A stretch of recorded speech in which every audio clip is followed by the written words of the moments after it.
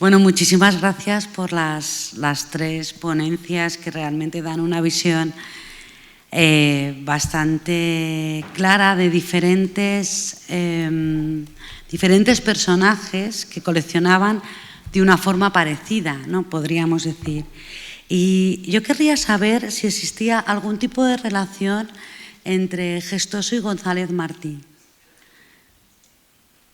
Que no fuera Osma, en alguna manera. Pues mira, lo hemos estado hablando y de hecho yo me he saltado diapositivas porque sé que me dejo llevar por la pasión y me las he saltado. Pero le he comentado, no sabemos si hay relación epistolar. En el González Martí el archivo no se conserva, por lo que he hecho las vicisitudes, pero sí que me he molestado en saber qué publicaciones tenía. Y efectivamente, tenía las publicaciones de Gestoso, o sea, que era conocedor de su obra. Yo no sé si tú sabes si hay epistolario.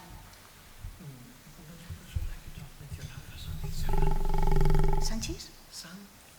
No. Bueno, yo creo que aquí también hay que tener en cuenta el hecho generacional. Entonces, por cronología, Gestoso muere en 1917 y sí tengo cartas con algunos intelectuales valencianos. También debo confesar que el epistolario de Gestoso empieza en 1875 y termina en el 17 y yo no he llegado más que hasta el 12 o el 13, a principios del 13, entonces me quedan los últimos años, son 6.000 y pico de cartas, entonces no he tenido tiempo en los últimos meses para completarlo, pero yo creo, y me llama la atención cómo se vuelven a repetir los estereotipos, que González Martí, si no tuvo correspondencia con Gestoso, pudo haberla tenido perfectamente, porque realmente el estereotipo en muchos de los aspectos se vuelve a repetir siempre. Yo no tengo testimonio de ninguno de ellos, sí tengo algún testimonio con Lázaro Galdiano, curiosamente, pero no tengo testimonios de relación epistolar. ¿Existe también algún tipo de relación entre las compras de Osma, Gestoso y González Martí? Es decir, me refiero que si existía relación entre las compras, si hacían compras conjuntas, si tenían los mismos contactos. A nivel de cerámica. Yo creo que en esto tendríamos los tres que responder porque seguramente los tres tenemos algunas ideas. A mí me interesa mucho en el epistolario entre Gestoso y Osma un aspecto que no he podido confirmar ni documentar bien. Primero porque había una rivalidad entre todos, porque todos querían las mismas piezas. Entonces hay una curiosa dinámica entre la amistad, la fidelidad, la honestidad y también las operaciones indirectas. Porque incluso entre Osma y Gestoso, que se apreciaban mutuamente muchísimo, como he podido confirmarlo por las cartas en algunas ocasiones, Gestoso se quejaba de que Osma iba a Sevilla, no lo llamaba, hacía gestiones con personajes con los que él ya estaba en contacto. Es decir, hay una historia ahí muy difícil de documentar, porque aunque el epistolario es una información verdaderamente de oro, yo que hice mi tesis en archivos de protocolos me di cuenta de cuáles son las diferencias entre lo que es un archivo de un notario y un archivo de un epistolario. En el notario sale todo lo que se supone que es público, o gran parte, pero en los epistolarios es que sale absolutamente todo. Estoy recordando que yo en mi proyecto de cátedra lo hice sobre otro epistolario, que está aquí en Madrid, por cierto, que era de un comerciante de Ayamonte del siglo XVIII, y me aparecieron noticias verdaderamente impensables que normalmente no solemos encontrar los historiadores del arte, precisamente porque difícilmente, sobre todo los que nos dedicamos antes del XIX, podemos tener el privilegio de manejar un epistolario. Entonces, concretamente, para contestar a la pregunta, yo he visto y he intentado analizar un poco cómo eran las operaciones de compra, las operaciones de venta. No mencionan nunca esos verbos. Siempre dicen cedí a fulano de tal.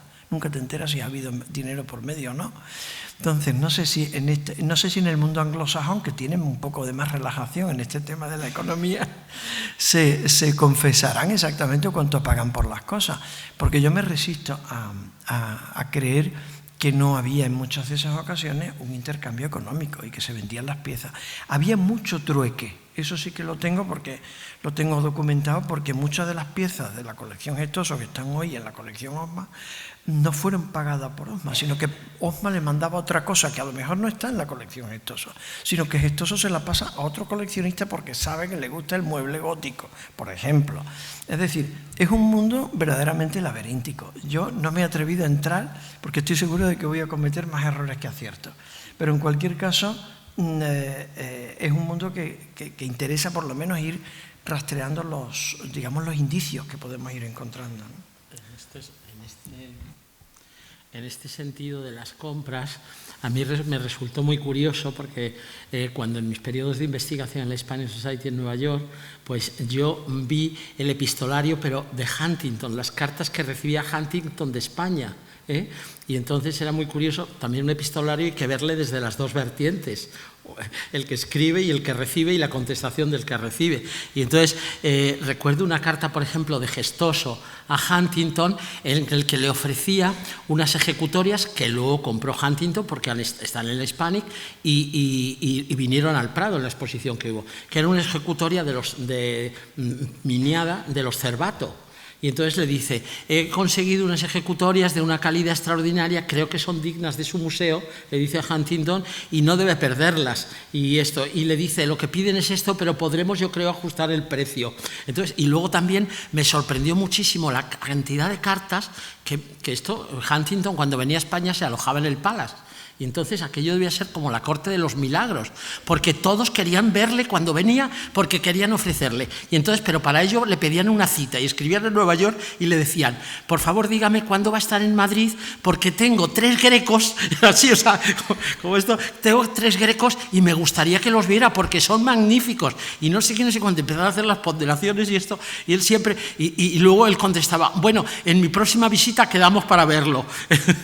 Pero muy curioso porque le ofrecían de todo. Yo creo que cuando este hombre llegaba, claro, imaginemos la situación económica de España en aquellos momentos, cuando este hombre venía de Estados Unidos con dólares, pues como la corte de los milagros.